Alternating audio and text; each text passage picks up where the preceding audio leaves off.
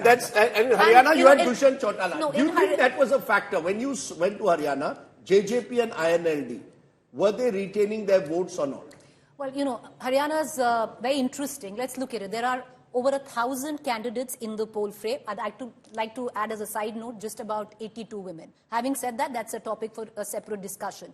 Out of the 1,000 candidates, Rajdeep, if you actually look at it, where the JJP comes into concern, where the INLD comes into concern, most of the candidates are actually looked as Team B of the Bharatiya Janata Party. They are not looked as, Haryana is actually the voters. Look at what happened in 2019. The JJP fought an election which was entirely against the BJP. JJP comes up with 10 MLAs and the JJP allies with the Bharatiya Janata Party. There are people who are actually looking at this, that these regional parties, some of them are actually going to play into the hands of the BJP. Number two, what's interesting in Haryana, which no one's talking about, is the 1,000 candidates, 458 are independents. Can you imagine the number of independents and the truck that some of these independents actually have? So I think the challenge and the hope for the BJP is that, yes, there's anti-incumbency. Will the anti-incumbency get fractured? If the anti-incumbency gets fractured, then I think the BJP will believe it has a fair chance, even in a state like Haryana. But if it is bipolar, then the BJP's chances reduce to that extent. Here. When voters don't know how votes getting split can impact potential outcomes. That's how Dushyant Chautala, despite it being an anti-BJP vote, ends up in government. After a while, the concern is that voters can start seeing through these tactics. And the moment that happens, then you've got two poles. You've got the BJP as the central pole of Indian politics, and you've got the India Alliance pole, which can be the Congress in some states and parties like the TMC in others. And that gets established as the new political norm, because these tactics of splitting votes by propping up these third parties, initially maybe voters don't see through it. Ultimately, they can very well see through what's happening. I think you're right, and this part of the strategy has run its course. You can't have, say, an MIM coming in and obviously going in and denting the Muslim vote. It doesn't happen that well now. Or the BSP in Uttar Pradesh. BSP also, and here also. See, in Haryana specifically, if I were to say, BJP only could bank upon strategic maneuvers like this. They didn't have a narrative put in place that well. So the only thing they could do is to perhaps hope part of it and also ensure some of these independents pick up a seat like Maham seat.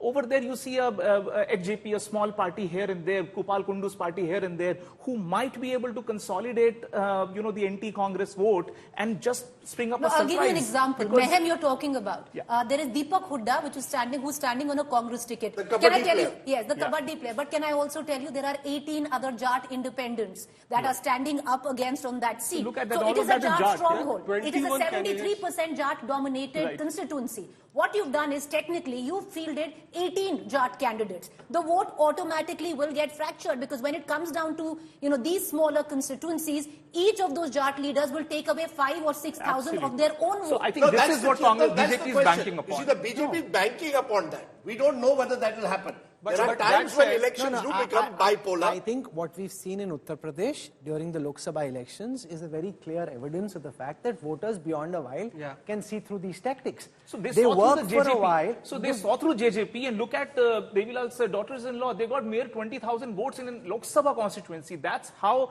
JJP's base was completely eroded and decimated. And this time around, I'd be surprised even in Uchana Kalam, Dushyant Chautala, who's the deputy CM.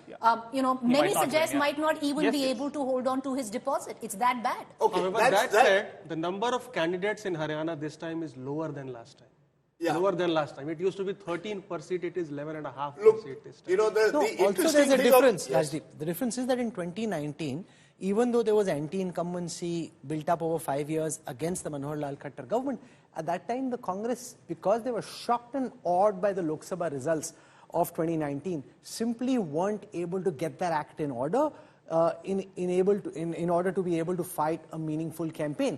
Here they've gone in thinking they have a chance, and that's how they've approached the election. Last time, they just thought the party was all over the place. They didn't know whether they had a chance. They didn't give the Hoodas the right opportunity. Here they projected a general. The general has some purchase on the ground, and they've all rallied around it. No, but one of the things that has changed, remember one thing, in Haryana Lok Sabha, the BJP got 58% of the vote in the Lok Sabha elections. Huge amount. Sure. They came down by 22% between Lok Sabha and Vidhan Sabha in just the space of 5 months. And what we've seen since 2019 is in general a gap between BJP Lok Sabha and BJP Vidhan Sabha, which is why Haryana is important.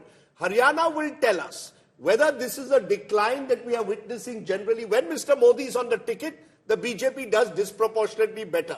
You see, what is the Congress banking on? Because look, if you go by Lok Sabha, BJP is actually 2 seats more than the Congress. BJP was leading in 44 constituencies, Congress was leading in 42. If you divide Lok Sabha into Vidhan Sabha, they both won 5 seats each. The moment you have Vidhan Sabha, is the Modi factor no longer there? And if it is not there, how much of an advantage is that to the opposition? This is not just important for what will happen in Haryana. There's also a big battle coming in Maharashtra and Rajdeep, Jharkhand. where Haryana is concerned, the BJP's hold has been shrinking since 2009.